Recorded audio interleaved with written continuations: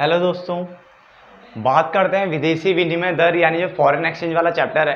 क्योंकि मैंने आपको कहा था कि जो उस वाली बुक में हमने मुद्रा बैंकिंग हमने कर लिया है और साथ ही साथ हमने भुगतान शेष वाला चैप्टर भी कर लिया। तो ये वाला चैप्टर भी खत्म कर लेते हैं कि छोटा सा है।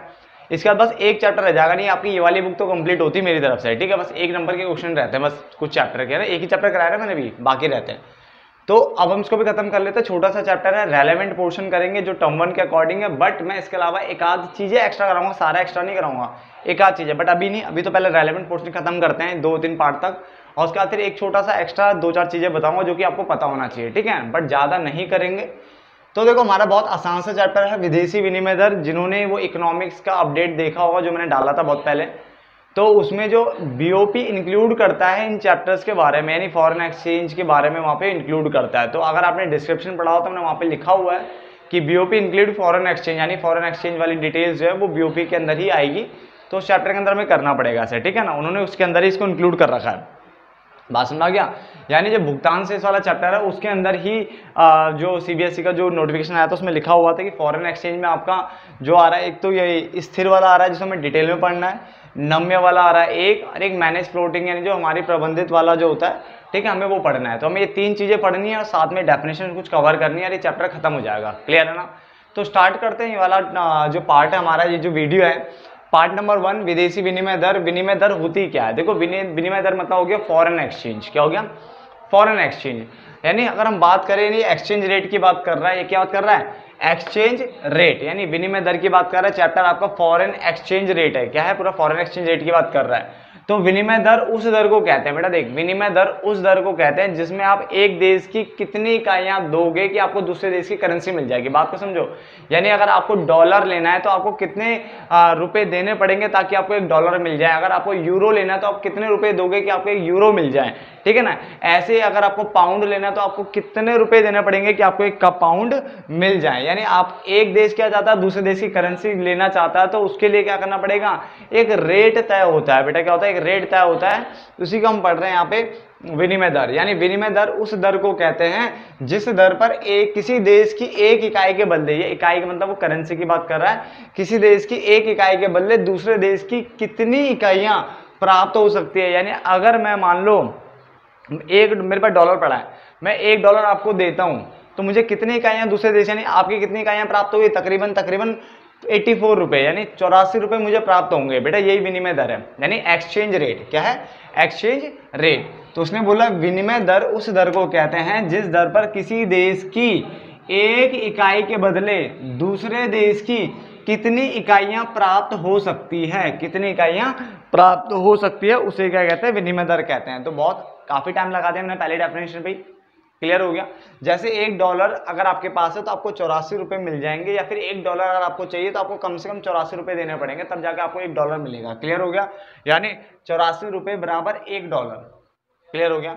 चलो आगे, क्राउथर ने क्या कहा था बेटा, इसको याद रखना। क्राउथर ने कुछ कहा था कि 1 नंबर के क्वेश्चन की जो इस बार जो है ना डिमांड ज्यादा है, तो क्राउथर ने कहा था कि विनिमय दर एक देश की मुद्रा की इकाइयों को मापती है। यानी क्या करती है? ये देश की मुद्रा की इकाइयों को मापती है जिसे अंतरराष्ट्रीय बाजार यानी इंटरनेशनल मार्केट में दूसरे देश की मुद्रा की एक इकाई के बदले प्राप्त किया जाता है। यानी दूसरे देश की मुद्रा की अगर आप एक इकाई देते हो तो किसी और देश की आपको कितनी इकाइयां प्राप्त होगी, वो भी इसने भी वही कहा था क्राउथर ने। क्लियर हो गया। यानी यहाँ तो कोई दिक्कत नहीं। सबसे पहले डेफिनेशन हमने कवर की कि विनिमय दर उस दर को कहते हैं जिसमें किसी देश की एक इकाई के बदले दूसरे देश की कितनी इकाइयां प्राप्त हो सकती है। क्राउथर ने भी वही बोला कि ये क्या करता है, विनिमय दर जो होता है ना वो देश की मुद्रा की इकाइयों को मापता है। इसका मतलब क्या हुआ? अंतरराष्ट्रीय बाजार में आपको और दूसरे देश की मुद्रा की एक इकाई के बदले, ठीक है, के बदले प्राप्त किया जाता है। उसने बोला कि अंतरराष्ट्रीय मुद्रा बाजार में, अंतरराष्ट्रीय बाजार में दूसरे देश की मुद्रा की एक इकाई के बदले प्राप्त किया जाता है। क्लियर हो गया। यहाँ तो कोई दिक्कत तो नहीं। आगे, विनिमय दर क्या होता है? विनिमय दर की प्रणाली क्या है? मैंने कहा 2 प्रणाली आपको पढ़नी है। पहला है स्थिर विनिमय दर प्रणाली और दूसरा जो आपके पास है वो नम्य विनिमय दर प्रणाली है। पहला कौन सा? स्थिर विनिमय दर प्रणाली। दूसरा नम्य विनिमय दर प्रणाली, जिसको हम लोचशील विनिमय दर प्रणाली भी कहते हैं या इसको स्वतंत्र विनिमय दर प्रणाली भी कहते हैं। यानी फिक्स्ड एक्सचेंज रेट सिस्टम है और ये वाला जो है फ्लोटिंग एक्सचेंज रेट सिस्टम है, ठीक है ना, या इसको फ्लेक्सिबल बोल देते हैं। तो ये वाला आपका है। क्लियर हो गया। यहाँ तो कोई दिक्कत तो नहीं है, ठीक है ना। तो 4 डेफिनेशन फटाफट से खत्म कर लीजिए आप भी। उसके बाद हम पढ़ेंगे स्थिर विनिमय दर प्रणाली क्या होती है। मैंने कहा स्थिर विनिमय दर प्रणाली वो प्रणाली है जिसके अंतर्गत जो विनिमय दर का निर्धारण होगा, नहीं जो एक्सचेंज रेट जो तय की जाएगी ना, वो कौन करेगा, सरकार द्वारा किया जाता है। बेटा क्या लिखा हुआ है, ये वो विनिमय दर प्रणाली है जिसमें एक्सचेंज रेट यानी विनिमय दर का निर्धारण सरकार द्वारा किया जाता है। यहां तक आपको कोई दिक्कत तो नहीं होनी चाहिए, ठीक है ना। आप नोट डाउन कर लीजिए और मैं इस नोट डाउन करते करते आपको एक बार और रिपीट कर देता हूँ फटाफट से, क्योंकि काफी छोटा चैप्टर है, बड़ी जल्दी याद हो जाता है। विनिमय दर ये वो दर है जिस दर पर आप एक देश की एक इकाई बदले दूसरे देश की कितनी इकाइयां प्राप्त कर सकते हो। क्लियर है। क्राउथर ने क्या कहा कि विनिमय दर एक देश की मुद्रा की इकाइयों को मापती है, यानी उन इकाइयों को मापेगी जिसे आप अंतर्राष्ट्रीय बाजार में दूसरे देश की मुद्रा की एक इकाई के बदले प्राप्त कर सकते हैं। अगर आपका मान लो किसी एक कंट्री के पास मान लो डॉलर है, तो वो उससे दूसरे देश की कितनी इकाइयां प्राप्त कर सकता है, या दूसरा देश उस करेंसी से हमारे देश की कितनी इकाइयां प्राप्त कर सकता है। विनिमय दर की प्रणाली स्थिर विनिमय दर प्रणाली और नम्य विनिमय दर प्रणाली, जिसके 2 नाम मैंने और लिखे हैं। क्लियर हो गया। उसके बाद इसने बोला स्थिर विनिमय दर प्रणाली क्या होती है। मैंने कहा स्थिर विनिमय दर प्रणाली वो प्रणाली होती है जिसके अंतर्गत विनिमय दर का निर्धारण हमारी सरकार करती है, ठीक है ना, का निर्धारण सरकार द्वारा किया जाता है। डन। यहां तो कोई दिक्कत नहीं किसी को भी, ठीक है, काफी आसान सा है, बिल्कुल बेस बन चुका होगा आपका। फटाफट से नोट डाउन कर लीजिए इसे। तो बच्चों आगे देखो, ठीक है, हमने क्या विनिमय दर की डेफिनेशन हमने खत्म कर ली है, ठीक है। और ये भी पढ़ ले कि एक चीज है, 2 प्रणालियां होती है, एक तो हमने क्या बोला स्थिर विनिमय दर प्रणाली, दूसरा हमने बोला नम्य विनिमय दर प्रणाली, ठीक है। तो बात करते देखो स्थिर विनिमय दर प्रणाली वो प्रणाली जो कि जिसको कौन डिसाइड कर रहा है, सरकार कर रही है। मैंने बता दिया था जिसको सरकार द्वारा निर्धारित किया जाता है।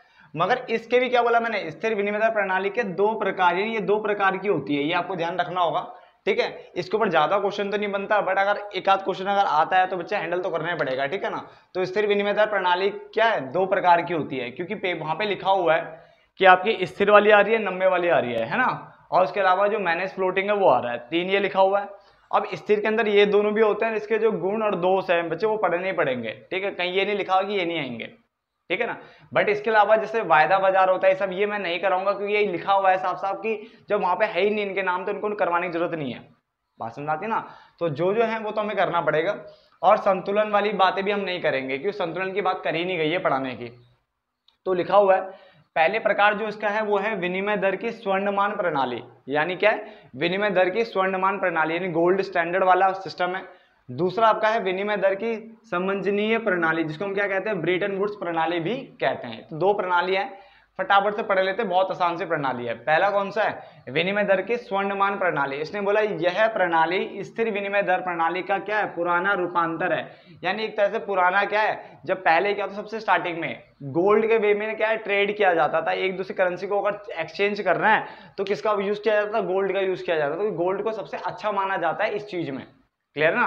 तो यह प्रणाली स्थिर विनिमय दर प्रणाली का पुराना रूपांतर है, ठीक है, यानी ओल्ड वेरिएंट है।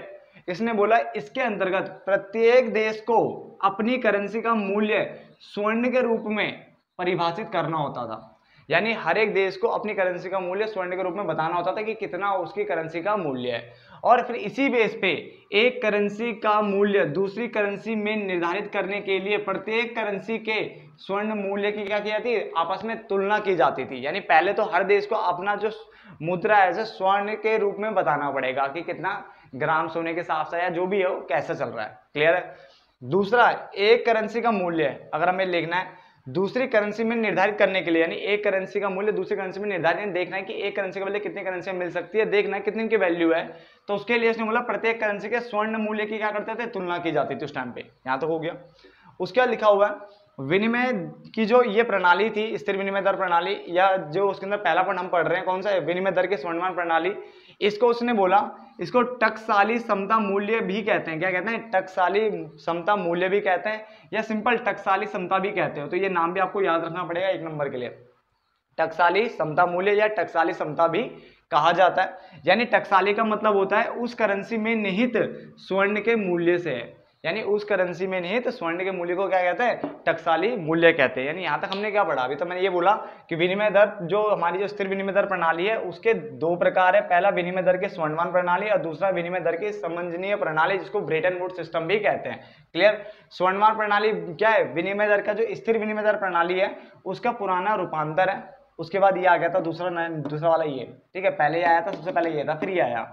इसके अंतर्गत प्रत्येक देश को अपनी जो करेंसी है उसका मूल्य स्वर्ण के रूप में परिभाषित करना होता था, और फिर एक करेंसी का मूल्य अगर दूसरी करेंसी में निर्धारित करना है तो उस स्वर्ण मूल्य की क्या करते थे, आपस में तुलना की जाती थी। यहाँ तो हो गया। इसको मैंने कहा इसको टकसाली समता मूल्य या टकसाली समता भी कहते हैं, ये आपको नाम याद रखना पड़ेगा। आगे टकसाली मूल्य का मतलब होता है उस करेंसी में निहित स्वर्ण के मूल्य से, यानी उस करेंसी में निहित जो भी स्वर्ण का मूल्य होगा उसको क्या कहते हैं, टकसाली मूल्य कहते हैं। तो आगे बढ़ते हैं।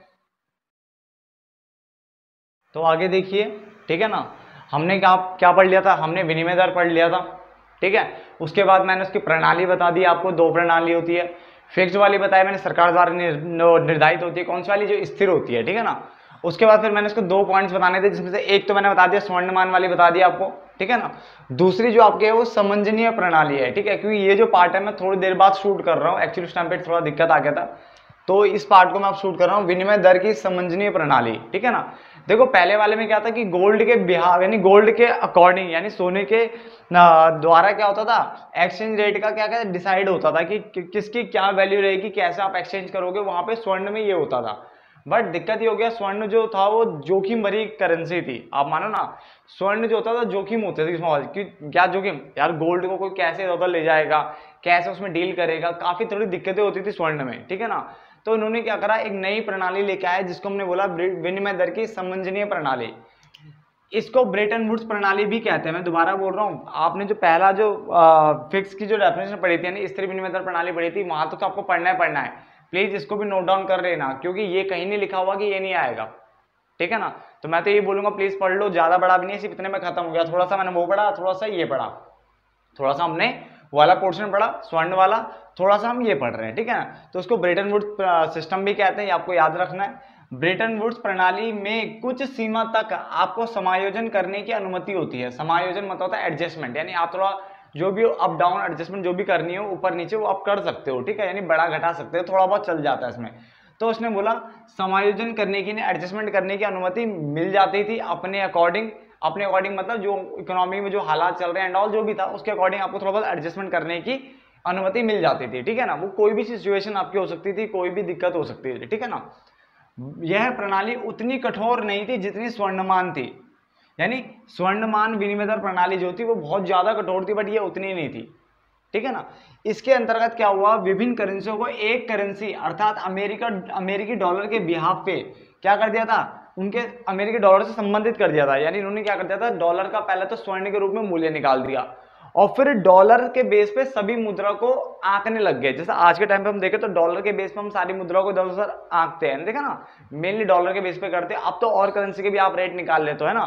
तो जो हुआ था ना, ये इसी बेस पे हुआ था कि अमेरिकी डॉलर को स्वर्ण के हिसाब से पहले तो उसका स्वर्ण मान निकाल दिया गया था, इसकी वैल्यू निकाली गई और फिर इसके बिहाफ पे सारी करेंसियों को जोड़ दिया गया कि अमेरिका से इसका करेंगे तो ऐसा डॉलर के हिसाब से ऐसा बन रहा है रेट, इसका करेंगे तो एक्सचेंज रेट ऐसा बन रहा है, इसका करेंगे तो एक्सचेंज रेट ऐसा बन रहा है। यानी दोबारा बोल रहा हूँ, ब्रेटन वुड्स सिस्टम है, इसमें कुछ सीमा तक आप एडजस्टमेंट कर सकते हो, ठीक है। ये किसी एक बंदे के लिए नहीं है, ये पूरे ढंग से सारे फैक्टर्स को देख करके एडजस्टमेंट करने की सीमा यहाँ पे बोला गया था कि आप एडजस्टमेंट कर सकते हो, सारे फैक्टर्स को कंसिडर करके, सारे कारकों को कंसिडर करके यहाँ पे समायोजन कर सकते थे, बट ज्यादा डिटेल में जाने की जरूरत नहीं है। उसके बाद मैंने कहा था ये ज्यादा कठोर नहीं थी, ये इससे ज्यादा कठोर तो स्वर्णमान वाली थी, ठीक है ना। इसमें क्या करा इन्होंने, अमेरिकी डॉलर का स्वर्ण के रूप में पहले मूल्य जो था वो निकाला और उससे क्या है सारी करेंसी को संबंधित कर दिया, यानी एक तरह से लिंक कर दिया, ठीक है ना, लिंक कर दिया।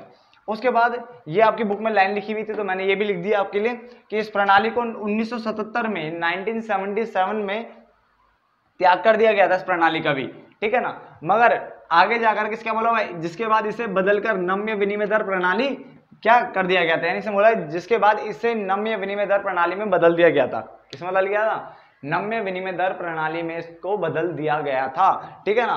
तो 1977 में इसको बंद जरूर किया था, कोलैप्स कर गया था 1970 के आसपास, तो धीरे धीरे दिक्कतें आती रही, तो 77 में इसको बंद कर दिया और फिर नम्य विनिमय दर प्रणाली का एक तरह से स्टार्टअप किया गया और उसमें इसको बदल दिया गया, ठीक है। कि कुछ हद तक ये थोड़ा अच्छा था, ऐसी बात नहीं बेकार था, ये अच्छा था, स्वर्ण से तो बहुत अच्छा था, ठीक है।